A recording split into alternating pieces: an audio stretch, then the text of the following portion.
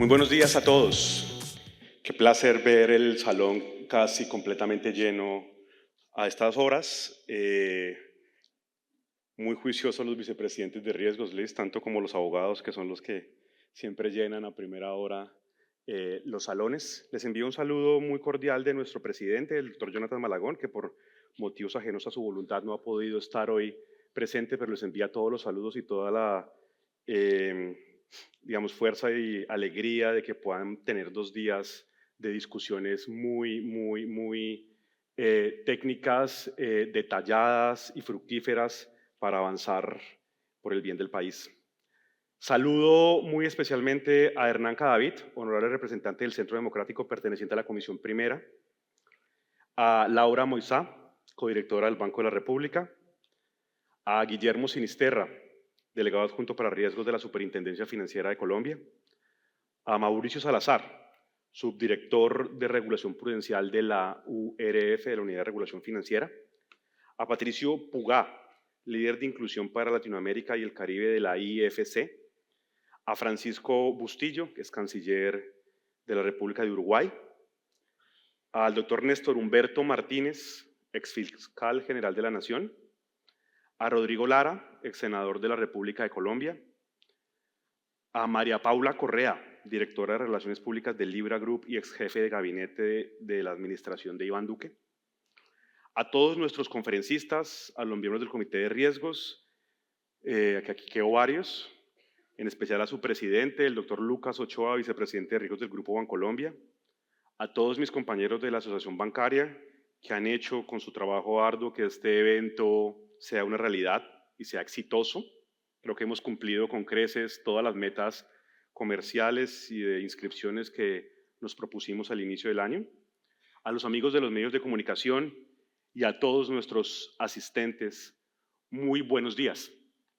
Muy buenos días y bienvenidos a 23º Congreso de Riesgos de la Asociación Bancaria aquí en la ciudad de Cartagena. Y hago énfasis en la ciudad de Cartagena porque Cartagena se ha vuelto la segunda casa de Asobancaria. Aquí hemos realizado en esta ciudad 150 eventos a lo largo de la historia de la asociación. Yo y todo el equipo de la asociación, o más bien todo el equipo de la asociación y yo, venimos entre 8 y 9 veces al año a Cartagena. Personalmente paso 30 días más o menos del año en la ciudad de Cartagena. Y cuando uno pasa tanto tiempo en una ciudad empieza todo a volverse rutinario y todo a darse por sentado. Entonces tú pasas por la ciudad amurallada, pasas por las playas allá lejanas a las que nunca voy porque siempre estoy acá, ¿sí? Y ves los turistas y todo es sentado, todo está dado.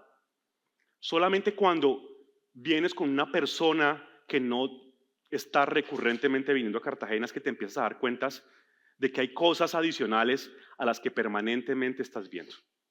Eso me pasó hace muy poco, cuando vine con mi hija pequeña, aquí a Cartagena de vacaciones, y a la mañana siguiente nos levantamos aquí en el piso 30 de este hotel. No sé si les ha tocado en el lado de allá de las habitaciones, las que no dan con vista al mar, sino que dan con vista a la bahía. Y ella se levantó y abrió la cortina y me preguntó inocentemente, papá, ¿qué son todas esas cajas que están arrumadas una encima de la otra?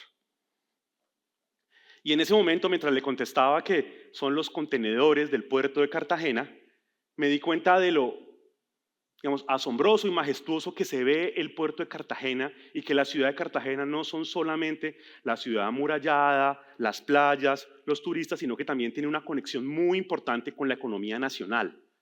El puerto de Cartagena es el puerto por el que entran la mayor cantidad de mercancías al país. Todo eso que ustedes piden por Temu, por Amazon, llegan esos contenedores, ¿sí?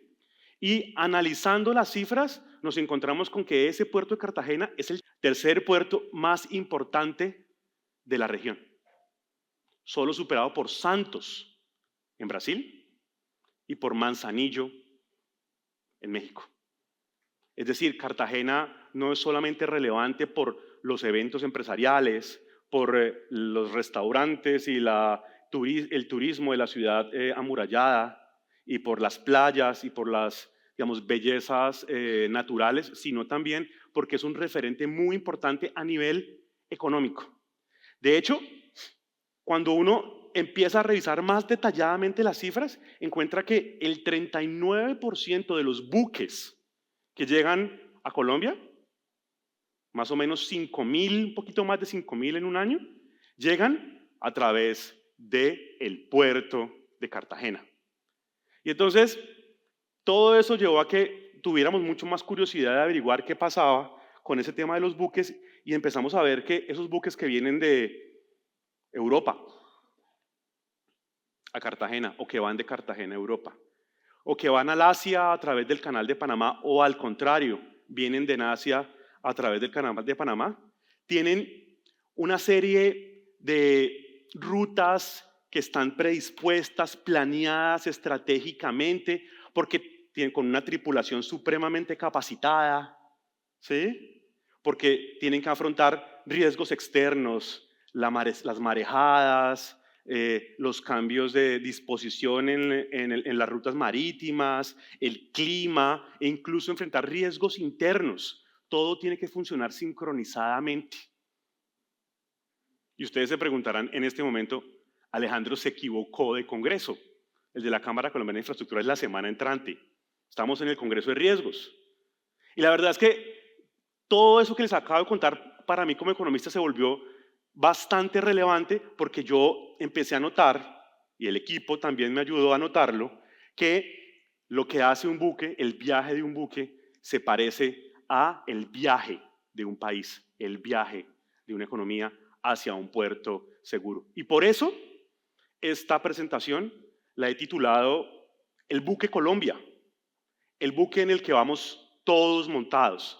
Porque ese buque, como un buque cualquiera, tiene que planear estratégicamente sus rutas y tiene que enfrentar factores externos que no puede controlar. Dependen de muchas otras condiciones, así como tiene factores internos que sí puede gestionar para minimizar los riesgos y poder llegar a buen puerto. A nivel externo, ese buque Colombia enfrenta aguas turbulentas hoy. Hay una ventisca arancelaria que sopla desde Estados Unidos, por ejemplo. ¿Sí?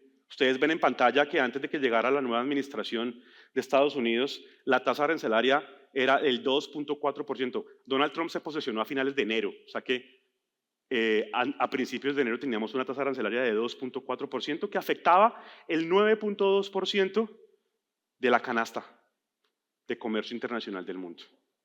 10 meses después, hoy, en este mes, noviembre, la tasa arancelaria llega al 17% y afecta casi al 82% del comercio internacional. Para Colombia, para ese buque Colombia, es una ventisca arancelaria, porque primero tuvimos un arancel, el más bajo inicialmente, solo el 10% comparado con otros países, y segundo, como todos seguramente han leído en prensa, pues recientemente hemos tenido una reducción o llevada a cero de arancel de productos insignia agrícolas colombianos, como por ejemplo el café y otros, que han hecho que para nosotros, el buque Colombia, haya una ventisca arancelaria, mientras para otros países esto sea más bien un huracán. Pero ese buque Colombia también enfrenta un segundo factor externo, la marejada de la guerra, las olas de la violencia, de las cuales no tenemos mucho control.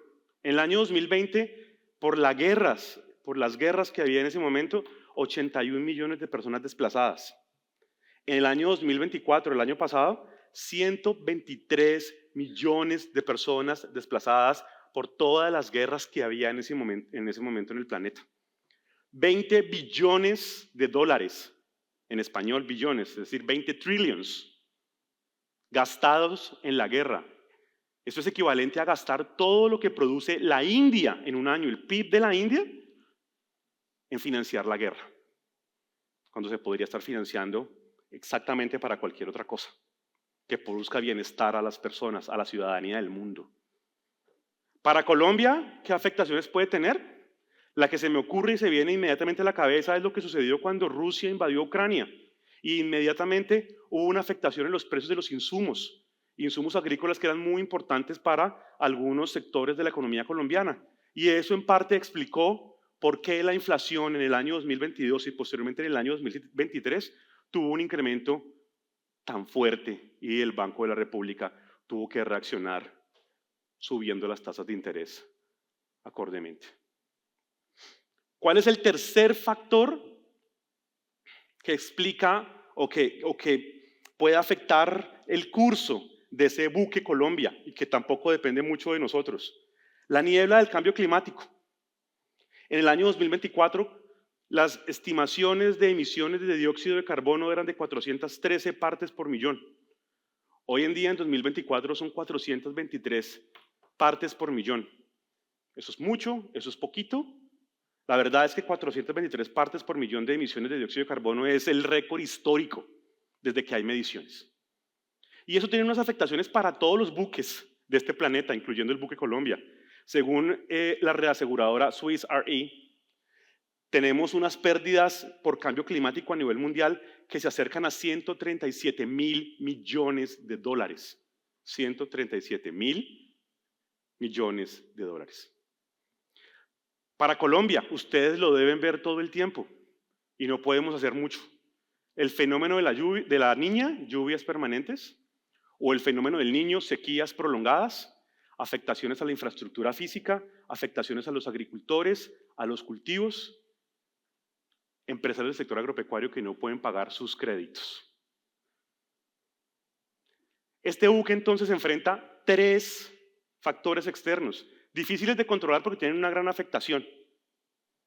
La marejada de la guerra, la ventisca arancelaria, la niebla del cambio climático. Pero también hay elementos internos, como les decía al principio, que nos generan dificultades. Primero, estamos navegando con una bodega agujereada. El hueco del que estoy hablando suma 6.7% del PIB. El déficit fiscal más actualizado, según el Comité Autónomo de la Regla Fiscal, que lo publicó hace 2 días. Era como 7.1 la semana pasada. Ahora el nuevo cálculo es 6.7% del PIB. La bodega es muy importante, porque la bodega es donde se guardan los suministros, las provisiones, y es la que nos permite tener margen de maniobra cuando hay que cambiar de curso transitoriamente, cuando hay que hacer un ajuste. Este buque pudo hacer, por ejemplo, o soportar el ajuste que había que hacer en el año 2008 y 2009, cuando la gran crisis internacional. Este buque pudo hacer los ajustes y soportar lo que implicó que el precio del petróleo bajara de 140 a 60 dólares en el año 2014. Incluso creo que llegó como a 40 en algunos meses. Hoy, ese buque tiene más dificultades porque la bodega tiene un agujero grande. Un agujero que se ha venido generando porque tenemos unos gastos que han crecido mucho más rápido que los ingresos tributarios, que hacen que el déficit fiscal llegue a 6.7% del PIB y que podrían seguirse alimentando en la medida en que las tasas de interés de los TES se mantengan en 2 dígitos y nos toque pagar cada vez más intereses de deuda. Y tenemos problemas con la quilla. La quilla es esa columna vertebral de los buques, es decir, la transversalidad del buque. Tiene un problema gigantesco hoy, y es que, ¿qué más transversal en una economía o en un país que la seguridad?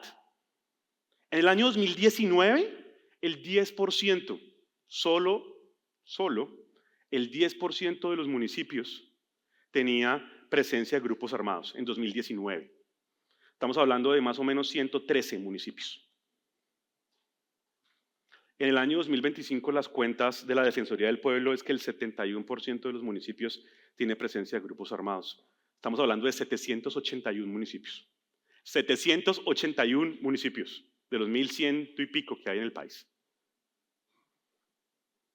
Segundo, dificultad que tiene el barco. La quilla no está perfectamente acondicionada porque transversalmente tenemos un problema que tenemos que resolver.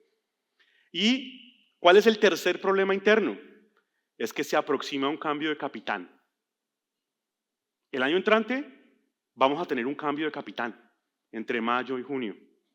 Pero eso, en vez de generar, digamos, todo tipo de certezas, lo que está generando es todo tipo de incertidumbre que afecta a la navegación del buque Colombia. 104 precandidatos presidenciales hay, ¿sí? Ayer escuché que ya había en el tema, lo de las regiones, ya habían escogido a uno de los tres, pero en estos días van a lanzarse otros dos, luego al final creo que esta cifra de 104 se va a mantener, por lo menos en las siguientes semanas. Alguien dirá, ¿eso es mucho, eso es poquito? Hace 8 años teníamos a esta misma altura, es decir, a 7 o 8 meses de las elecciones, 49 precandidatos. Hace 4 años teníamos 65 candidatos. Ahora tenemos 104, ¿sí? ¿Eso qué genera? Una incertidumbre total sobre entender o saber cómo va a ser el cambio de capitán. Incertidumbres para los mercados, incertidumbres para los inversionistas, incertidumbre para el rumbo de ese buque que llaman Colombia. ¿Qué es lo único positivo y que enmarcamos positivo? Es que ese buque tiene un motor que nunca lo ha dejado a la deriva. Nunca. Ese buque tiene un motor que lo sigue empujando pese a todas las dificultades. Pese a que se tuvo un 2023 y un 2024 bastante complejos, ¿sí? Del que a mí sorprendentemente, yo llevo 15 años en el sector financiero y me ha sorprendido bastante que el 2023 y el 2024 no fue, digamos, la noticia, yo no sé si era que estábamos entretenidos en otras noticias, pero el 2023 y el 2024 fueron complicados para el sector financiero, para ese motor que empuja y nunca ha dejado a la deriva al buque Colombia. El sistema financiero ha estado ahí para seguir impulsando, para seguir apoyando. Pese a todas las dificultades que ha tenido, seguimos generando, impulsando, transmitiendo a los sectores esa posibilidad de que se puede avanzar.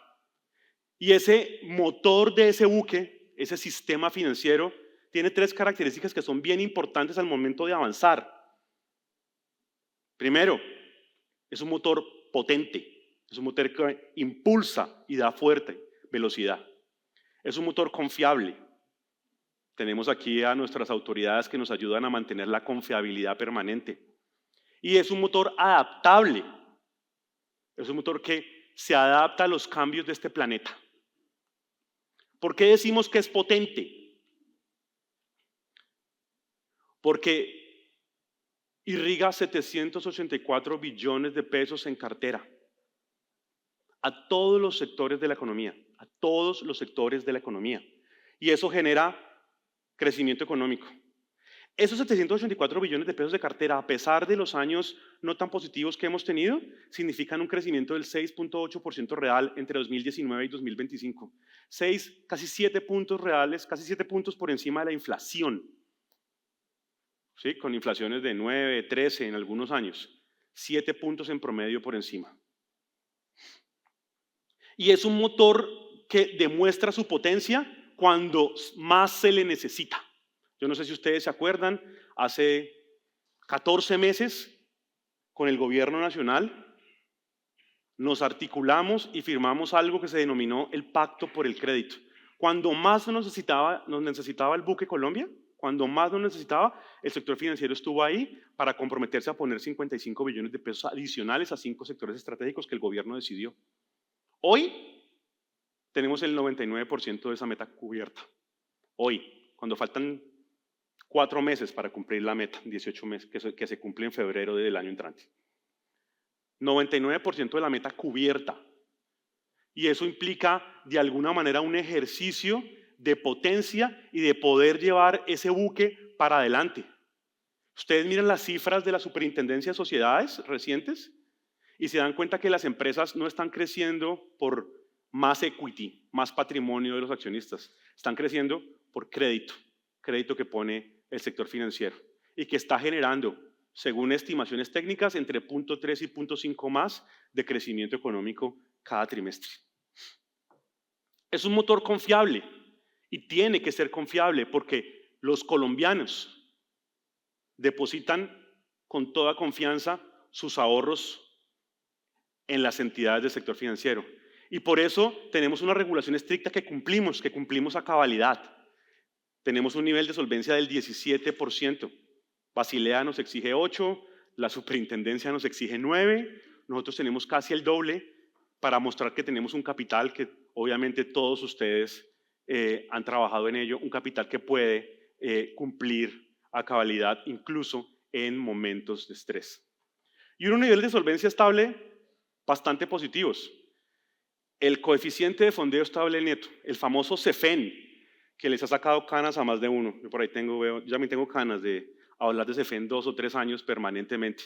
¿Sí? Pero hoy en día podemos decir que por cada peso de fondeo estable requerido, tenemos 1.17 pesos de fondeo disponible para fondearnos. Tenemos tranquilidad en el fondo de liquidez, en materia de liquidez. Somos confiables. Y somos adaptables, porque el cambio tecnológico, en primer lugar, lo hemos sabido llevar y hemos podido incluso generar todas las herramientas necesarias para que nuestros usuarios, nuestros consumidores, se beneficien. Hoy estamos hablando de una banca completamente diferente, ¿sí? Por ahí hay algunos que intentan meter la narrativa de que la banca tradicional es la que se quedó por allá atrás. Y yo no soy amigo de dividir la banca entre banca tradicional y banca nueva, ¿sí? La banca en general ha hecho una gran transformación. Toda la banca. El 82% de las operaciones son digitales hoy en Colombia. Hace 5 años era 68%, hace 10 años era cercano al 45%. Hoy el 82% de las operaciones son digitales. Nos hemos adaptado, es un motor que se ha adaptado al cambio tecnológico. Y esto se va a seguir profundizando. La llegada de Breve va a ser fundamental. Breve lleva un mes y medio, del 6 de octubre, un mes y medio de operaciones. Y hoy contamos con 93 millones de llaves, según el DICE del Banco de la República, el directorio centralizado. 93 millones de llaves para 33 millones de personas. Esto se va a profundizar necesariamente. Y somos un motor que se adapta también a las nuevas realidades sociales y ambientales del planeta. De los 784, 85 billones de pesos que les mencioné hace un momento de cartera, 134 billones, el 18% del total, se entrega con criterios ambientales y sociales, cumplimiento de criterios ambientales y sociales a las poblaciones excluidas, a los proyectos de biodiversidad, a las energías renovables. Ustedes dirán, no, pues listo, somos un sector que ha ayudado a que el buque siga su curso. Lo hemos hecho de forma muy fácil. Todos los años hay un montón de desafíos, un montón de riesgos. Aquí están sentados gran parte de las personas que día a día tienen que sentarse en sus escritorios a ver cómo se gestionan los riesgos a los que nos enfrentamos, los desafíos que tenemos que resolver. Y en el año 2026 no será la excepción. Nosotros hemos intentado resumir en 3 los desafíos que tiene el sistema financiero colombiano el año entrante. ¿Cuáles son esos desafíos? Primero, trabajar todo el tema de la responsabilidad crediticia. Segundo, seguir avanzando en el tema del cumplimiento regulatorio. Tercero, hacer la gestión efectiva del fraude. Responsabilidad crediticia. ¿Qué estamos haciendo?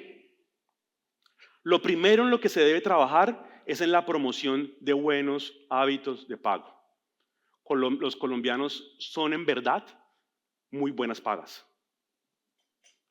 Cuando uno mira el promedio histórico de la cartera en mora en Colombia, el promedio histórico, obviamente hay subidas y bajadas, el promedio histórico se acerca al 4%, 4 pesos de cada 100 pesos solamente han estado en promedio en mora en Colombia.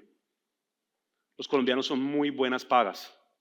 Tenemos que seguir promoviendo esa cultura de pago, porque esa cultura de pago es lo que mantiene el ciclo financiero funcionando adecuadamente. ¿Cuál es el desafío que tenemos? Que han empezado a aparecer personas, empresas, que están usando mecanismos legales, incluso necesarios, como la ley de insolvencia, que es fundamental para cuando las personas tienen un periodo de vacas flacas, un periodo negativo y tienen que ajustarse, pero están usando esas herramientas legales para erosionar los hábitos de pago y generar fraude. Tenemos un trabajo fundamental allí. Y lo segundo es lo que tenemos que trabajar para el tema de responsabilidad crediticia es en lo que hemos denominado rebancarización. Y explico el tema de rebancarización con unas sumas y unas restas. Ustedes saben que en Colombia hay 38 millones de adultos. 38 millones de adultos. Y ustedes saben también, seguramente, que el último estudio de Banca de las Oportunidades mostró que hay 20 millones de personas que tienen un crédito. Al menos un crédito, 20 millones. 19.7, pues, 20, redondeamos. Si uno va a los ejercicios internacionales de acceso al crédito, uno en todas las encuestas y en todos los estudios técnicos se da cuenta que más o menos el 25% de la población se autoexcluye del crédito. Son personas que no necesitan, no quieren crédito, que se lo piden a sus familiares, se los piden a sus amigos. Estamos hablando más o menos que si esa cifra se mantiene en Colombia es 9.5 millones de personas, estamos hablando de 29.5 millones de personas, es decir, nos faltan 8.5 millones de personas para llegar a los 38. Y cuando uno mira las personas, hay fuentes diferentes, hay 2 burós. Cada buró tiene una cifra similar, pero tiene unas diferencias metodológicas entre 7 y 8 millones de personas. Ojo que faltan 8.5, ¿no? Entre 7 y 8 millones de personas están reportadas negativamente en las centrales de riesgos. Es decir, que si queremos seguir avanzando en el acceso al crédito, en seguir mejorando el indicador de inclusión crediticia, el trabajo está allí, en esas 7 u 8 millones de personas que están reportadas negativamente. Por eso es muy importante trabajar en una política gruesa de rebancarización. Esa política de rebancarización obviamente va a requerir productos flexibles, va a requerir que las autoridades y las entidades se articulen con productos flexibles, acompañamiento permanente, monitoreo estricto. Evidentemente es mucho más riesgo. Pero si queremos avanzar en acceso al crédito, nos toca trabajar en una política de rebancarización, que además en Asobancaria creemos es la única manera de detener la andanada o la seguidilla de proyectos populistas legislativos que buscan generar borrón y cuenta nueva. Populistas porque evidentemente lo que generan es un efecto muy dañino en la ciudadanía que se quiere volver a bancarizar o que quiere volver a tener un crédito. En segundo lugar, tenemos que trabajar en cumplimiento regulatorio. Yo veía esta diapositiva y yo diría, la gente va a pensar que yo estoy loco. Eso ahí no dice nada. Una cantidad de letras que no tienen, ¿sí? Cantidad de siglas. Pero las siglas tienen sentido. A su mano izquierda está la financiación de la proliferación de armas de destrucción masiva. Tenemos que trabajar en la normativa de este tema. ¿Y por qué tenemos que trabajar el año entrante? Porque la última vez que vino Gafi a Colombia, en el año 2018, la única recomendación que Colombia no cumplió fue esta.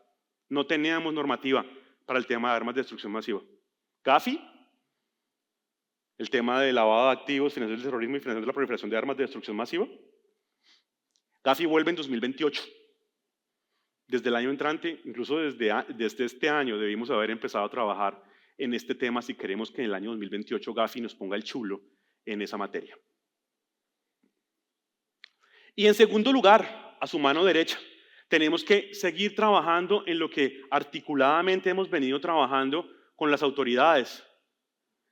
Los esquemas de prueba de resistencia, los procesos de autoevaluación de capital y de liquidez, el sistema de administración de riesgos ambientales y sociales y el MURIC, el tema de la supervisión digital. Hemos ya avanzado y hoy en día hay cifras que muestran que Colombia tiene el 90% de cumplimiento de Basilea III. Y aquí, antes de seguir, creo que es muy importante, aprovechando que están mis amigos de las autoridades, hacer una pequeña reflexión. Una reflexión que no puedo dejar de hacer porque he estado por fuera estas últimas semanas bastante y he escuchado la misma historia muchas veces. los países están empezando a replantear el tema de Basilea III. Y yo no estoy diciendo que el sistema financiero no esté comprometido con acatar la regulación, como lo ha venido haciendo recurrentemente en los trabajos articulados que hemos tenido. Pero he escuchado por lo menos 5 presentaciones de analistas internacionales que muestran que Estados Unidos paró la adopción de Basilea III. Y cuando Estados Unidos paró la adopción de Basilea III, el primero fue el Reino Unido y luego el resto de Europa continental, quedaron a la expectativa. También vamos a parar porque no podemos afectar la competitividad de nuestro sistema financiero. ¿No será, digo yo, que tenemos que pensar algo parecido en América Latina? ¿No será que tenemos que revisar ese tema?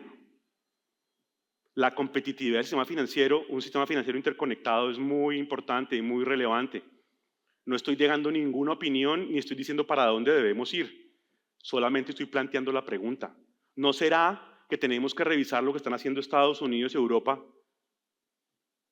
y plantearnos la pregunta de cómo debe estar la competitividad de nuestro sistema financiero? Y en último lugar, de los desafíos del año entrante, aparece el tema de gestión de fraude. Cuando mis jefes aparecen en mi oficina, que eso no sucede habitualmente porque normalmente van a la oficina de mi jefe, ¿sí? los 39, 40 jefes que yo tengo, los CEOs, presidentes de los bancos, normalmente van a la oficina de mi jefe. Pero cuando llegan a mi oficina, yo me asusto. ¿Qué pasó? ¿Sí? Y cuando 5 o 6 jefes, presidentes de banco, llegan a mi oficina y me dicen, tenemos un problema muy serio y tenemos que trabajar en materia de gestión de fraude, pues evidentemente detallo la importancia de este tema y de la relevancia de lo que es para el año 2026. La tecnología, la digitalización ha abierto la posibilidad de hacer transacciones, apertura de productos muy fácil para los usuarios, pero también ha hecho muy fácil la tarea, o más fácil la tarea, para los delincuentes. Cuando uno mira las cifras de lo que pasó cuando se implementó el PIX, 2 o 3 años después en Brasil, el sistema de pagos inmediatos en Brasil, hubo un incremento del fraude del 56%. Entonces, todos los indicadores, los indicios muestran que evidentemente va a haber un incremento del fraude, ¿sí? Y que tenemos que trabajar en ello. Y que el año 2026 es muy importante para eso.